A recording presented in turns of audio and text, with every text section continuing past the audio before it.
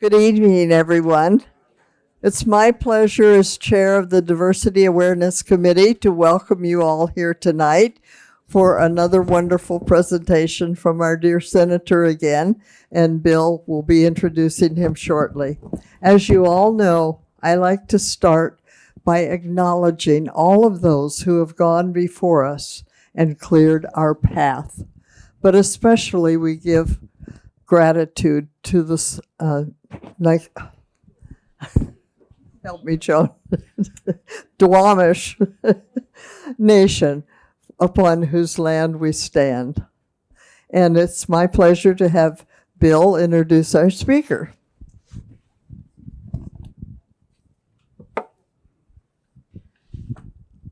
As you know, our speaker tonight is Senator Jaime Pedersen. Jaime grew up in Puyallup, put himself through Yale College, studied Russian and history. After a year in Russia, he returned and attended Yale Law School. He practiced corporate law and in 2012 went to work at McKinstry, a Seattle-based construction and engineering company. A firm was heavily into green buildings, and he is the executive vice president and general counsel. He was elected to the State House of Representatives in 2006, appointed to the Senate in 2013, and reelected ever since. He helped organize and was a plaintiff in the League of Education Voters versus the state of Washington that overturned several Iman initiatives. Jaime chaired the National Civil Rights Organization, Lambda Legal, and served as Lambda's lead volunteer lawyer in the state's marriage equality case. He also provides free legal service to a variety of nonprofits. Jaime lives in Capitol Hill with his husband Eric and 4 sons who all attend Seattle Public Schools. Jaime Pedersen.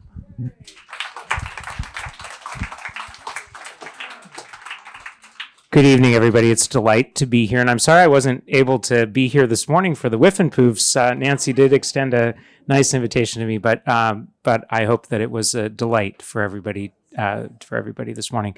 One of the signs, I guess, that I'm getting old is that I keep seeing new people who have moved in here, and so sorry for a little bit of delay in getting started. One of my old law partners, Carol Arnold, is here. Former law partners, I should say, not casting aspersions on anyone, but it is just such a treat always to come here to Horizon House. I think this is time 22 or 23 or something like that for me to speak here over the years, but just absolutely love coming and seeing many old friends. So thank you for the warm welcome and for the invitation to talk about these topics that I don't normally get to talk. Normally I'm talking to you about the state budget and various policy initiatives. But the question today for me was how to protect LGBTQ plus rights in an uncertain time. And I hope that we can spend a lot of our time in question and answers, sort of going back and forth, because I'd love to hear what specific things are on your mind. But I want to frame this by saying, first of all, there's some things that you don't need to worry about. In a world that is as uncertain and fast-moving as we have right now, there are some things that you can feel confident about. One of those is, I'll just start with marriage equality. Notwithstanding the ruminations of Justice Thomas about how he'd like to take the Dobbs case and then undo all of the other cases that are related to that. The marriage equality case was based not only on the line of privacy cases that started really with Griswold, the Connecticut birth control case, and got extended with Roe v. Wade and a series of other cases. The marriage equality case is also grounded in the Equal Protection Clause. And I think that the reasoning for that has grown only stronger because at this point in our history, there are literally married same-sex couples in every single county in the United States of America, right? So the idea that you could remove protections from those folks after they've already been living with them, or even to cut off the ability of future couples to get married, I think would present a whole new set of equal protection problems. I think it's very unlikely that the courts would go in that direction. Even before that, I guess I will say, and who knows, I've been surprised by the direction of the world at various points. But even before that, I guess I would say, I think it's just vanishingly unlikely that such a proposal would be successful, even legislatively to begin with, and even in the most conservative states, because the fact is that every legislator has constituents who are married same-sex couples. So, as I said, there are a lot of things to worry about. I think that's not one of them. A second thing that I'd encourage you not to worry about, we sometimes get pelted with emails in the legislature saying, oh my God, Representative Walsh introduced a bill that would, and then fill in the blank. And it's everything from banning trans girls participating in sports to, restricting what bathroom people can use to preventing young kids from getting medical care that they need. Those bills are not going to pass. So I'm at this point the Senate Majority Leader, so I have a little bit of a say about what gets to come to the floor in the Senate. We're not going to do that. And my dear friend Lori Jenkins is the Speaker of the House. She's also not going to have any of those bills come to the House floor. So I think you can feel, and the House is a little bit different because in the House, all 98 members are up every 2 years, and so there can be big swings. In the Senate, things move more slowly. Only half of our members are up every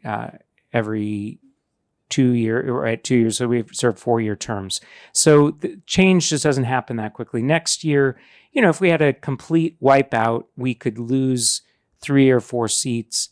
Even that, which I don't think is very likely, would still leave us with a majority in the Senate. So, and guess what? With Donald Trump in the White House, we're not likely to be losing seats.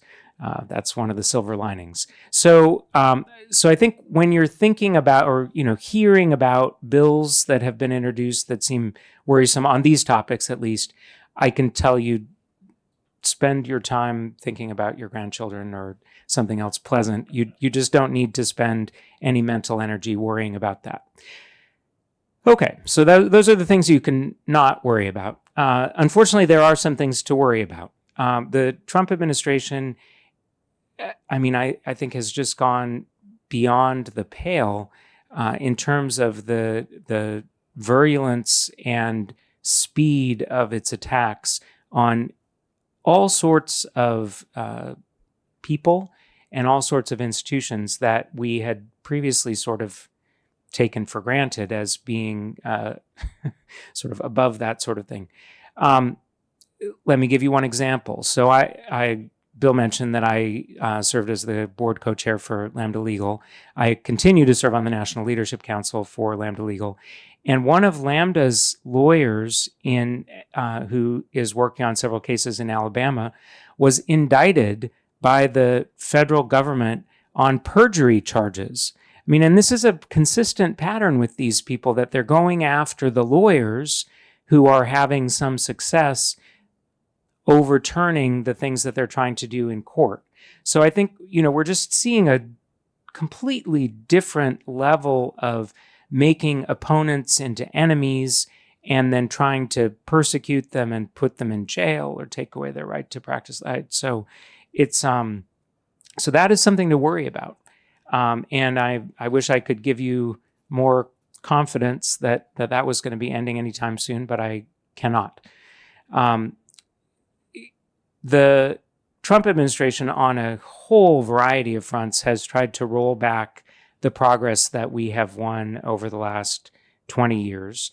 So, for example, they undid the ability of transgender people to sue in the military, and are literally now in the process of dismissing all of the transgender people that they can find from the military.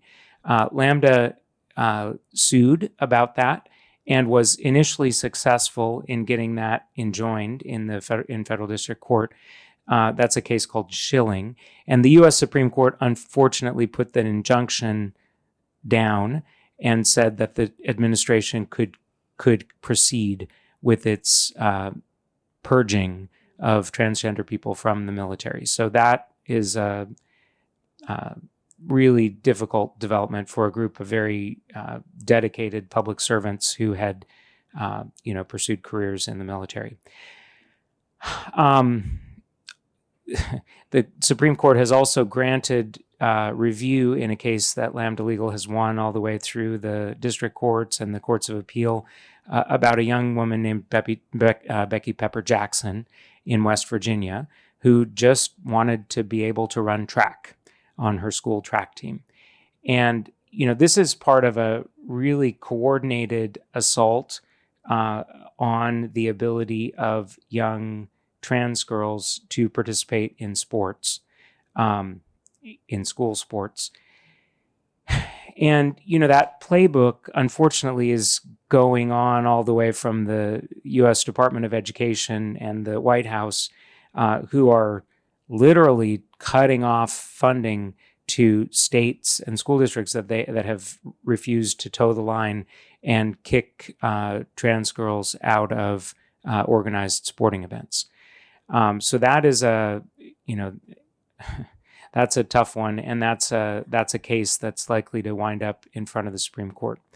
Lambda has been pretty successful in fighting a whole bunch of funding cuts that have been made targeting LGBTQ organizations. So there was a case called San Francisco AIDS Foundation that worked its way up out of the district court in California and through the Ninth Circuit, in which they were successful in blocking the administration from cutting over $800 million in funding to various healthcare and other organizations that were serving LGBTQ people. But those assaults continue, of course. And, I think, as you're probably all aware, the administration is using the shutdown currently to try to shut off, quote unquote, democratic programs and shut down, quote unquote, democratic agencies. I wasn't aware that there were such things, honestly, but I guess they're the ones that the president doesn't like. So, Lambda is continuing to fight those efforts, and and will continue to do so. Ultimately, as with Medicaid, as with supplemental nutrition assistance, the SNAP program, the remedy is going to have to come from us. It's going to have to come from turning over the U.S. Congress so that we have a different set of people who will bring a different set of priorities to the federal government, and can stop some of this nonsense that's coming out of the White House in its tracks. But until that happens, I'm afraid that we're just going to be playing whack-a-mole and trying to stop as much bad stuff as we can. There's very little prospect for having much good coming out of Washington, D.C. these days. So that's one whole set of things to worry about. The other one that I want to highlight for you, and I asked Sally we're not allowed to accept honoraria when we serve in the legislature, but I asked Sally to send the lovely honorarium that you all offered to a group that's called Washington Families for Freedom. Unfortunately, Brian Haywood, whom you may remember from the set of failed ballot initiatives that he tried to put on the ballot in 2024, undoing the Climate Commitment Act, undoing the long-term care program, and undoing the capital gains tax, happily all defeated at the polls. But he's back trying in our state to pass two initiatives. One of those initiatives would, in our state, then prohibit young trans girls from participating in school sports. And, probably the Achilles heel that he created for himself in drafting that initiative is that he said that all girls who want to participate in sports are going to have to submit themselves to a medical examination to verify that they're actually girls, right? So little bit of an overreach, I think. Hopefully people will see that for what it is and say, maybe not in Washington, thank you, just the same. But beware, they're gathering signatures. They report that they've gathered over 200,000 signatures so far. They need about 400,000 to put that in front of the legislature next session. Needless to say, the legislature will not be passing such a initiative. But if he qualifies the initiative, and we don't do anything with it, that will mean that it will be on the ballot for you all to consider in November 2026. So, expect a ugly, divisive campaign in our state about that if it makes it to the ballot. And, be forewarned. The second initiative that he's trying to put in front of the legislature and then ultimately in front of the voters is about something that he calls the Parents' Bill of Rights. So this is an initiative that he first tried in 2024, and the idea of it was to create a list of rights in a section in the Revised Code of Washington that are all the rights that parents have with regard to their children in public school. The legislature, one of the interesting things about that initiative was that a bunch of the pieces of it were existing law and pretty uncontroversial. So, for example, the initiative contained the idea that parents ought to be able to know the school calendar at least a month in advance of the school year, right? All the holidays. Well, guess what? We do. We have that right, and it's published and available to everyone, usually much earlier than a month in advance of the school year. It purported to give parents the rights to opt their children out of medically accurate sex education in schools. Well, guess what? Parents already have that right. So, it collected all of these things and wrote them in one section. The other thing that it did is it said that public schools were required to get consent from parents before referring children to medical care. And, the interesting thing about that is that's in direct contradiction to other statutes that already are and have been on the books for decades in our state. So, for example, it has been the law, I think since 1982 or 1983, that young people who want to get mental health care, if they're 13 or over, they have the right to access that mental health care. And there's neither a requirement of consent of the parents, nor even a requirement that the parents get notice of that. Now, I think all of us, I'll speak for myself as a parent of 4 boys who are 16, 16, and 18. Boy, I hope that they would want to come to us and seek our help before they access mental health care. And certainly if they came to us needing that, we would do our best to get them that care. The reality is that not every child in our state is in a family where the parents are excited about helping them. And in fact, and particularly probably for LGBTQ youth, there are a lot of them for whom their families are not safe spaces, right?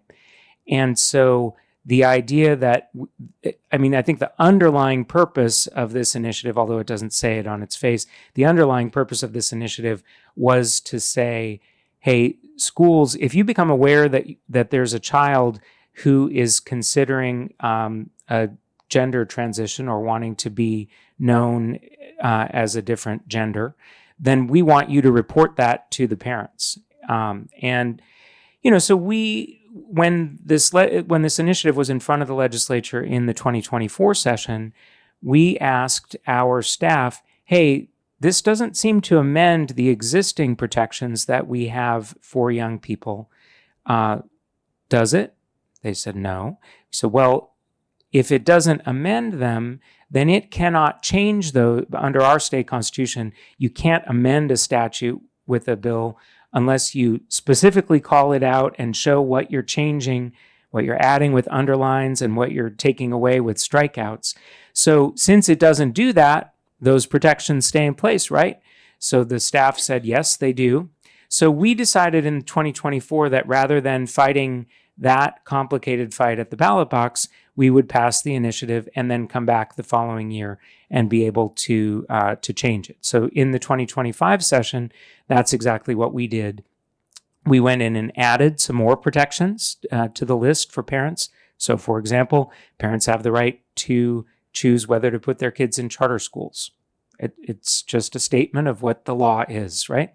And then we took out the pieces that were in tension or in contradiction with existing Washington law. That made the right-wing folks very angry. And so Brian Haywood is now trying to restore the original language that he put in that was confusing and difficult for school districts to administer, and that created a lot of uncertainty about the relationship with existing law. And that's the second initiative that is potentially going to be back in front of the voters in 2026. So, I think the best thing that we have going for us there is that the ballot title is extremely confusing. And typically when voters meet a ballot title that's confusing, they tend to vote no, right? And so, if we have to have that campaign, I think that's what you'll be hearing a lot about. So, there are a couple of things on the horizon to worry about at the state level, in addition to the daily outrages that emanate from Washington, D.C. But that's my beginning overview of protecting LGBTQ rights in an uncertain time. And with that, I would just love to open it up to questions to hear about what you all are thinking about. Jamie, what is the chance that the Dems can take the House back in the next election? Well, that's a interesting question. They don't have to pick up very many seats to do it. And I think if you look at history, it is almost universally true that the party that holds the White House loses sometimes a substantial number of seats in the midterm elections. So I think that and the what we're seeing in terms of polling around the country would indicate that in a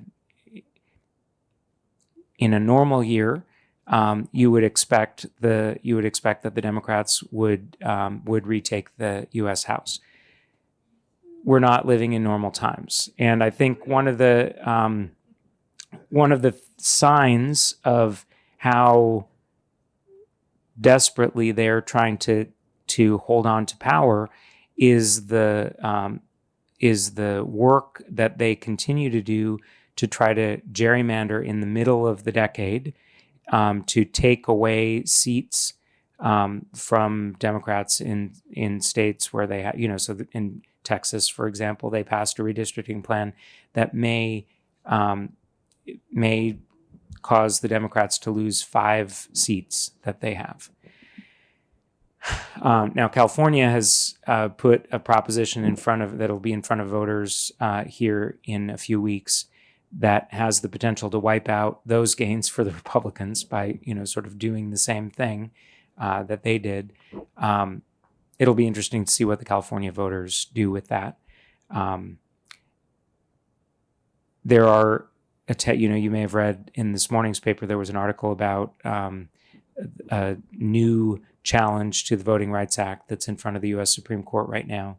If they're successful in that challenge and wipe out the remaining pieces of the Voting Rights Act, I think you can expect that there will be more gerrymandering, more mid-decade redistricting, and that, potentially that can chip away at the seats that the Democrats can win.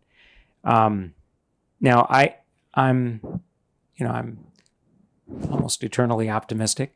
I think that the outrage that we're seeing around the country with the actions of the current administration is likely to lead to a pretty significant drubbing for the Republicans in the House.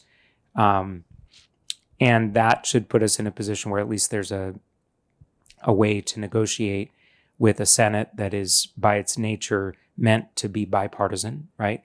And I honestly, I don't think that this president has a lot of principles. I would not be surprised if a Democratic House, together with the Senate, could convince him to undo some or all of the Medicaid changes, for example. And I think that that's going to become a significant anchor around the Republicans' necks in the midterm elections. I think obviously it's hard to know exactly what will come of the current shutdown. But I think that the Democratic leadership picked a good issue to highlight for folks, because the trauma that is going to be unleashed on the country by kicking millions and millions of people off of their health care is significant. So, I'm hopeful, but can't take any of that for granted. It'll require a lot of work from people who care over the next year. Thank you. Yeah, thank you. You commented on the need, of course, to work for more Democrats in the legislature, in the House and Senate. We here, I have problems knowing how I can support. I do support the Democratic candidates, but in terms of Washington, there's not a whole lot that we here in Washington, here in Seattle, can do to push that, other than to, as I do, make contributions in areas outside of Washington, other Senate seats, other legislative seats, other gubernatorial seats, like the one in Virginia. But we're kind of, I won't say stuck. I'm delighted that our candidates. You're blessed I'm with blessed. good representation, exactly. right? But give us some ideas for what we can do. I think one of the things about the modern world that has really changed is that we have probably greater awareness of and ability to help out in places that are far from us. So, there's a group of folks at my church who write a bunch of postcards and send them off into districts where there are real elections, and there's a possibility of unseating someone bad and replacing them with someone who will actually represent the people of that district, right? So that's one thing. Of course, money is another thing that you can do. I guess I would like a show of hands. How many of you have friends or family members who live in another state? Raise your hand. Yeah. So don't underestimate the power of being able to talk to your loved ones. Thank you. Don't want them to come apprehend me from the front desk. Don't underestimate the power of being able to reach out to your friends and family and loved ones and tell them how much of a privilege they have to have a vote that actually matters in these contests, right? And share with them why it's important to you. So that's another thing that you can do. If these initiatives that I mentioned qualify for the ballot, there will be campaigns right here. And guess what? Votes in the 43rd district matter just as much as votes in the 8th district or the 9th district over on the other side of the mountains. And so a lot of times those statewide elections are won or lost based on how well people turn out here in Seattle, right? Now, Horizon House I don't worry about because it regularly has the highest percentage turnout of any precinct in the 43rd district.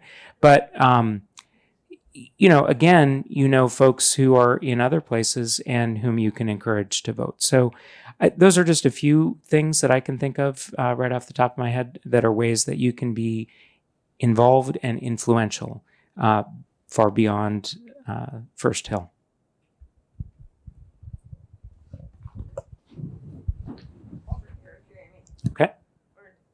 Go ahead. Well, I will say that I give money here and there and in different states. And I gave to Gavin Newsom some money, and he's sending me all these hysterical notices. Help, help. And I hear a lot of hysteria from candidates. They bring up what they're going to do, and then they ask for money, and then they ask for more money, and then they ask for money, and they ask more. And they ask and ask, and pretty soon they get really intense about it. And I just don't know what to believe on that. If I should just say, well, this is just the way they do it. This is why would I, I've cut them off, because what are you going to do? Yeah, I would say there is approximately 100% correlation between people who send out those politicians who send out those kinds of messages and politicians who use certain consultants to do their fundraising for them, right? So I spent 7 years chairing the Senate Democratic campaign here in Washington. So I have watched a lot of different consultants. I personally, in 20 years, have never engaged one of those consultants. I just do my own asking, and am very protective of the people who donate to my campaigns. I don't ever give my list away. I don't want people to have that kind of a message from me. But, I also am on a sort of smaller scale than a lot of the people who are running for Congress or who are thinking about a national run. One of the sad realities about our system is that money has a lot to do with who gets a message out and who ultimately is able to prevail. And there are these firms that basically exist to raise money for candidates, and they take a astonishing percentage of the haul for themselves as they're helping candidates raise money. And I don't know. I could wish that the world wasn't like that, and the world is like that. I think for individual human beings, such as yourself, what I would recommend is use the unsubscribe feature liberally. If you find that someone to whom you've donated money is sending you messages that you're not welcoming or finding persuasive, then it's a good way not only to protect yourself, but also to send a message to that candidate that their tactics are not successful and maybe are counterproductive. Because they absolutely pay attention to how many people open the message, how many people read the message, how much time do they spend on the message, how many people unsubscribe as a result of a particular message or set of messages. And so you can express yourself by responding to that and help guide them and maybe prevent them from doing damage to themselves. I very much appreciate your presentation and your thoughts on what's going on. I'm frankly a lot disappointed, but I want to be nice and polite to say I'm disappointed. There are sitting in this room maybe 100 well-educated people who know how to write, who know how to communicate. The states of California and New York are not waiting for good things to happen. They're trying to create them. And I would advocate that everybody here, with guidance from this committee that would help organize it, would undertake a current as in a body of water, a current of ongoing written communication to people whose addresses are given to us by the organizations. I get them for Pennsylvania, and I get them for New York State, and I write those letters. And I even have a system for getting the letters written on my computer so it falls out in the right space on a page, and I don't have to write anything because my handwriting is totally illegible. But seriously, I'm at a loss to know to understand why we aren't hearing much more of the same activist things that seem to be the only thing we can do is we have to fight back. And we don't seem to be fighting back.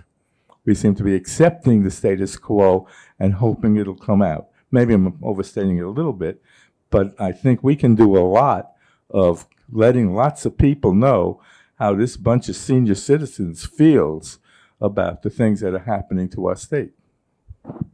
I agree. And I hope that that was how you took my comments about ways that folks can engage. We're not powerless. We're not powerless. Okay, well, I've said it. So I encourage you to get involved. There are lots of things that we can do.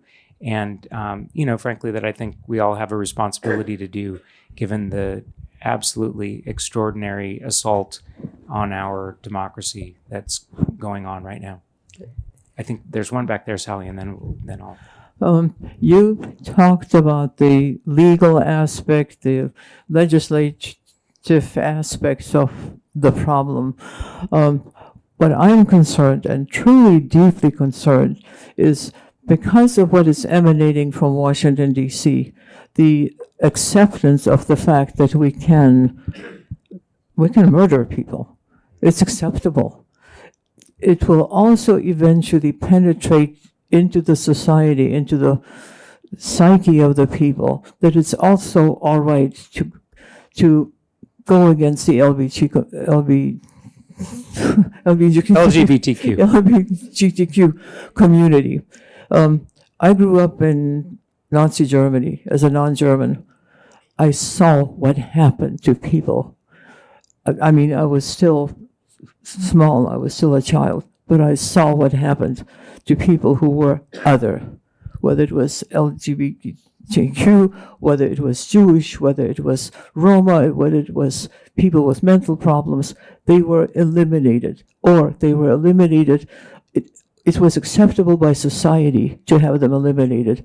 And we are moving again in the direction of having people who are other acceptable to be eliminated. And that is permeating into society. I am petrified that that is happening. Yeah, I agree. Those of you who have known me for a while may remember that I serve, in addition to all the other things that Phil mentioned, as a commissioner on the Uniform Law Commission, the National Conference of Commissioners on Uniform State Laws. And I've done that for 15 years now. One of my closest friends in the conference, whom I spend time with every year, she started a year after I did. She started in 2011. And served as my vice chair on the committee that rewrote the Uniform Parentage Act between 2015 and 2017, so I got to know her very well, was Melissa Hortman, the Speaker of the House in Minnesota. And the morning, it's the day before Father's Day, and I was on my way with 3 of my boys to a backpacking trip, and my phone just started blowing up with text messages from people about her murder. Yes, we're living in a horrible, dangerous time. And not only do we not have a president who is trying to calm the waters and bring people together, we have someone who literally pardoned people who were convicted of attacking elected officials.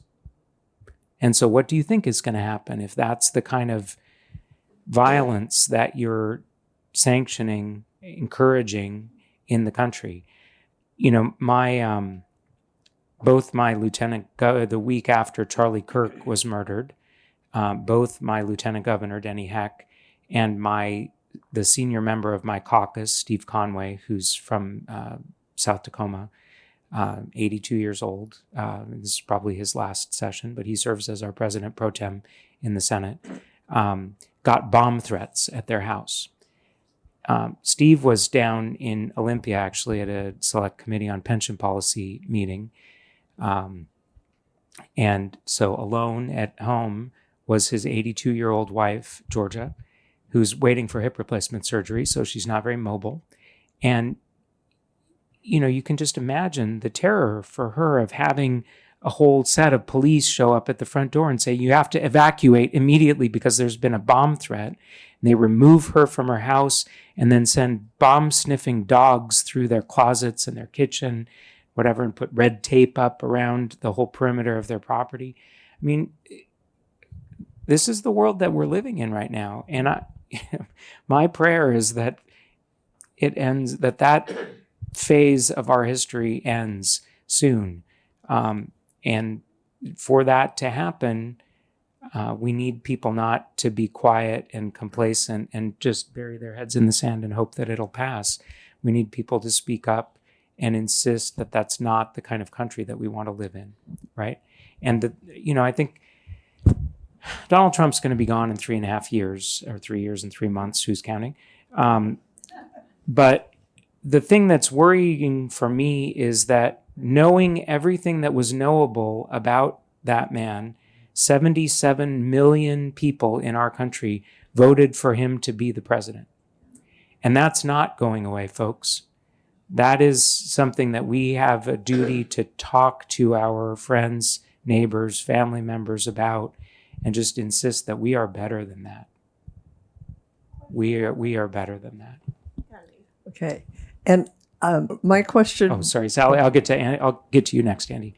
I want to make a statement about the cards. Connie Hillier is one who runs postcards here, if anyone's interested.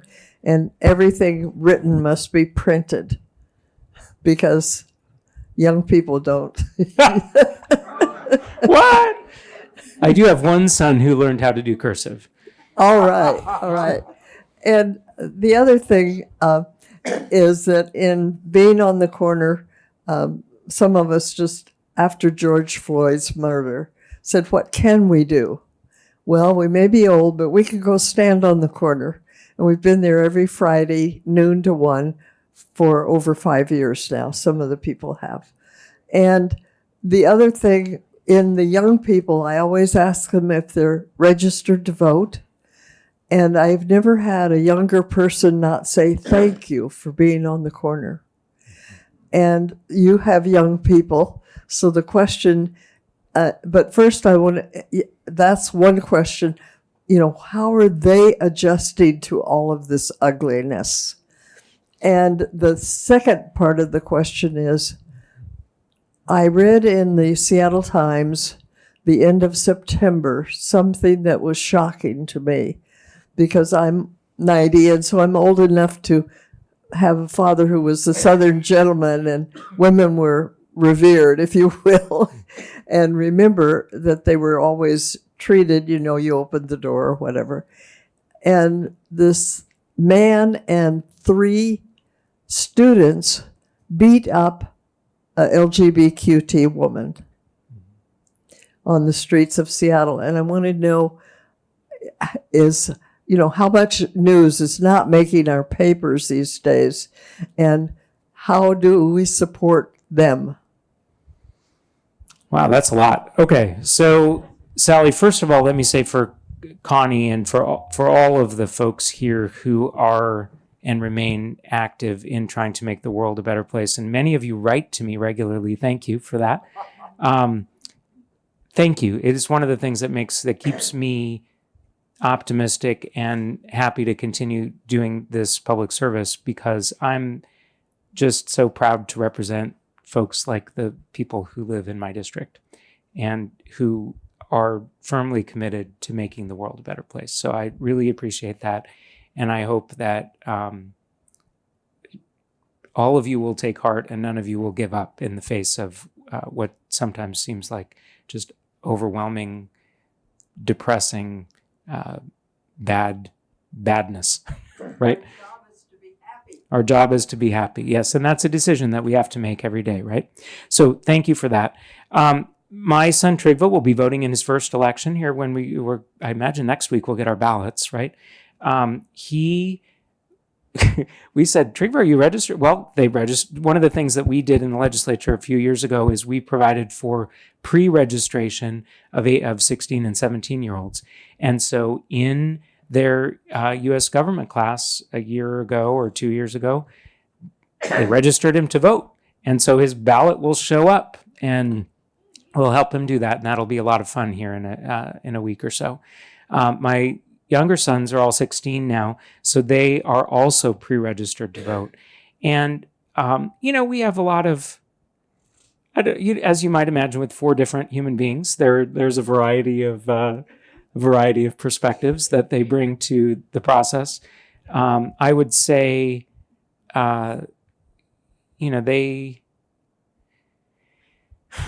they have probably the place where there's the most divergence between the parents and the children is on the issue of Israel and Gaza. My observation is that young people just have no tolerance for the way that Israel has conducted the war, notwithstanding the brutality of Hamas in attacking Israel, and it's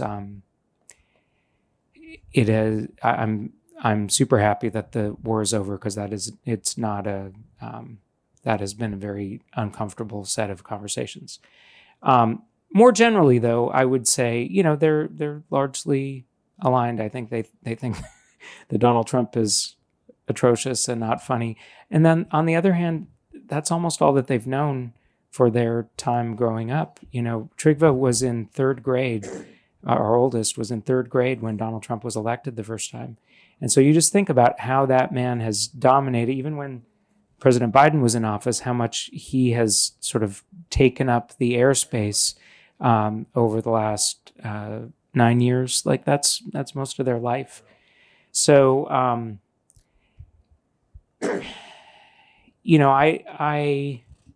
I have to continue hoping that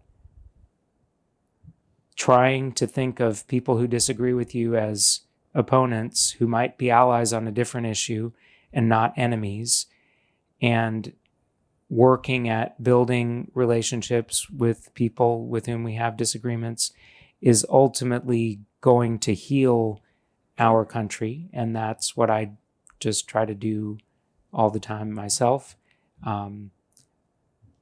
But I can't tell you for sure that we're ever going to be able to put the genie back in the bottle that has been released here. Yes, yes, I think Andy was.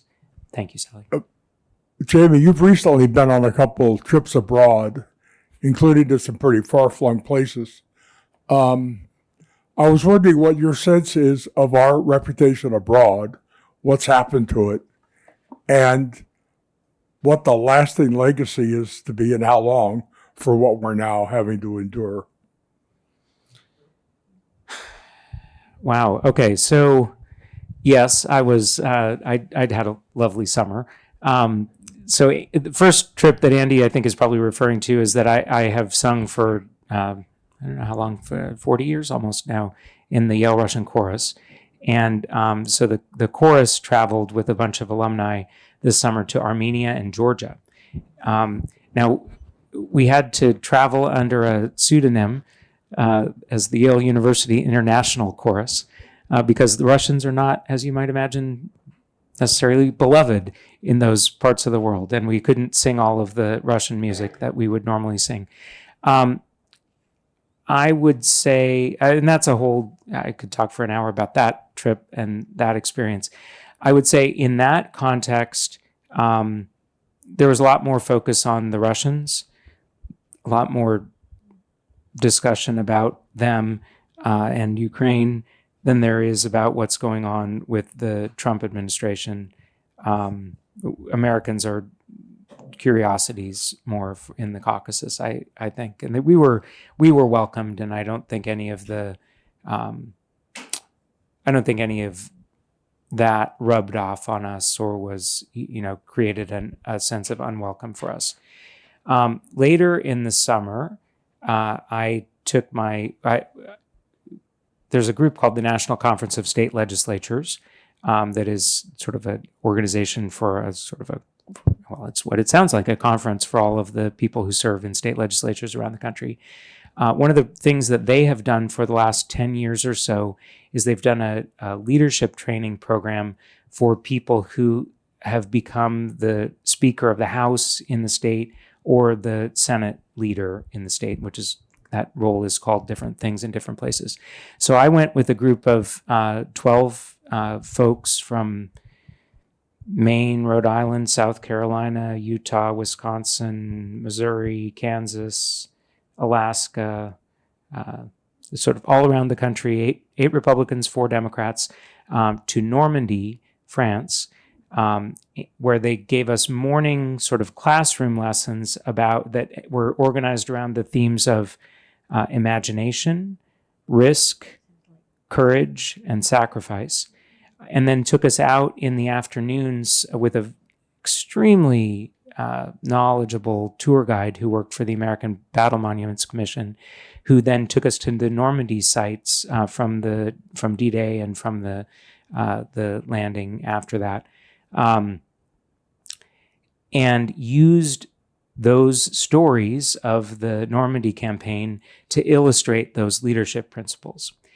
And so let me start maybe with the less good. Before that, we were in, Leif Eric Anders and I were in, my younger sons and I were in Amsterdam and then in Paris. And there's a, fair amount of suspicion of Americans going on right now at this point in Western Europe, a feeling that we are no longer respecting friendships that we've had for decades, that we're not reliable partners for the defense of Western Europe, that our values have become misaligned. And as individual human beings, we didn't get a lot of pushback, but definitely there's a reconsideration of what America is and how reliable we are as friends at the country level, right? I will say in Normandy, very different. I mean, it was fascinating to me how many places still fly American flags there, how much lasting gratitude there is in that region of the country, at least, for the sacrifices that American service members made. So, I think lots of lessons in there, but one of them is that beware how you show up, because these generations later, people can carry that with them, right? So I'm afraid there is some damage being done that's going to take us a long time to undo. I was going to make a statement about, you said your son's got it. When you register or when you get your driver's license in this state at 16, you are registered to vote. And they send it to you. And my granddaughter's birthday is in October. So she would have been eligible for the November election. She received a ballot for the summer primaries because she would be eligible for the next one, which we were all amazed. We said, "Are you sure you can do it?" She said, "They sent it to me, I'm presuming." And they did explain that to him, but it was just a nice little extra so that they were trying to get them in. So they are working very hard. I know we've talked about here about the younger generation. Now, how they vote and whether they vote are two different things. I know what she does, but I don't know what all of her friends do. The other was, my other granddaughter was on, Pac-12, when it was still Pac-12, the committee, head of it. And so at UW, her job was to get all the athletes, because this was to register to vote, no matter where they came from. And it was very hard for her because most of the football players, she did get the whole football team. It helps to be blonde and cute, I think. But she got them all to register, but she could not say anything except to get them to register. She couldn't give them any ideas. She couldn't suggest anything. She said that part was hard. she couldn't wear anything.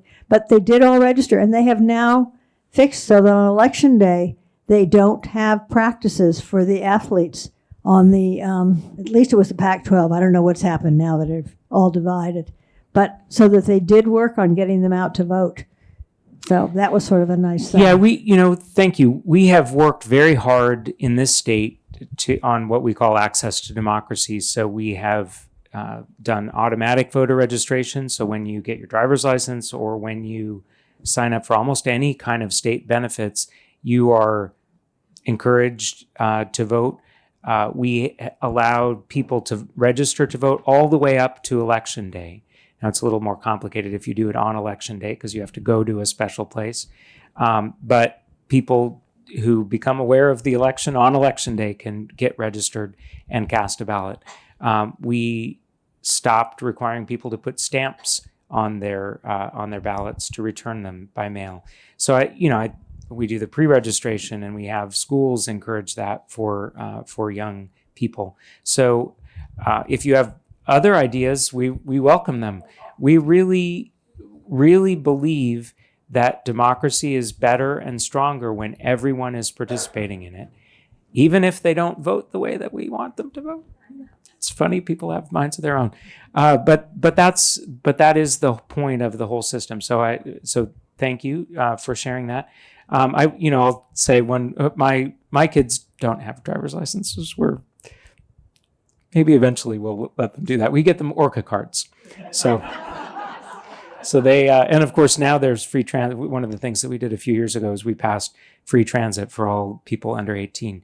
But we, eventually they'll probably have to have driver's licenses. But for now, consider it a gift to all of you that you're a little bit safer on the roads because 4 teenage boys are not out there on the roads driving. So you're welcome. One more question. Okay, Jamie, to bring this back to the topic of the evening, my daughter and her wife are terrified that the right to marry is in jeopardy, particularly at the federal level where it's really important because of the tax law. What do you think that the right to marry is in? Yeah, so Carol, I think you might have been out of there. I did talk about this a little bit at the beginning, but the short answer is I think it is not in jeopardy, both because legally, Obergefell, the case that the U.S. Supreme Court decided, in Windsor before that, are based not only on privacy, but also on the Equal Protection Clause. And even if the Dobbs case creates some danger for the privacy reasoning in Obergefell, it doesn't endanger the equal protection argument. Moreover, I guess the other point that I'd make is that politically, I think we've just passed, because there are married same-sex couples in every county in the country, I think we've politically passed the point where that right is likely to be successfully undone. At this point, I was very proud to be back there with the president, and Lori Jenkins and I went back in December, whatever that was, 2023, for the signing of the Respect for Marriage Act. Maybe it's 22. I guess it was 22. But they managed to get to a filibuster-proof majority in the Senate and the House and passed that guarantee of marriage equality in federal law. I really am skeptical that they would get 60 senators voting to undo that. So I don't think that they would even have 218 representatives who would be willing to take that vote. As I said before, there are a lot of things to worry about in this world right now, but I don't think that that's one of them. So thank you. Thank you. All right. Sally, you're going to give me 5 or less minutes for a commercial? Yes. Yeah. So everyone's saying, what can we do? And we live in this great blue area. And this coming Saturday, I know there's walkers and canes in this room, but there are buses that will allow you to get on and off with your walker. And a block and a half up to Seneca, you can grab the number 2 bus. It will take you to the Seattle Center, and you walk 2 blocks from the Seattle Center to the No Kings Rally this Saturday that starts at 11 o'clock. If you want details on your computer, you just type in No King Rally Seattle and you'll get all of the details. It's really important that we continue to add to the number of people who are demonstrating either at the Seattle Center or Cal Anderson Park or 9th and Seneca. So I hope I'll see some of you there. Thank you, Joan. Thank you, Joan. And also, I did have one last question because I know that teen suicide is up. And are we seeing more of that in the LBQT plus community? Yeah, so there's a group, for those of you who are not aware of it, called the Trevor Project, which is specifically working to address suicide in the LGBTQ community among youth in particular. One of the early challenges in the Trump administration is that they attempted to cut off all funding for specific hotlines that were addressing the needs of LGBTQ youth. And, so Trevor and the people here in Washington work very hard to make sure that our 988 system is equipped to provide some of those specific resources. We worked on that already in this past legislative session. But it is absolutely a concern. And I think anytime you have divisive campaigns that target vulnerable young people, you run a risk that those people can start to feel hopeless. So, yeah. Thank you. And thank you, Jamie, again, for coming to speak to us. It's always a delight when you come and share with us, and we learn so much. Thank you. Thank you. You're wonderful.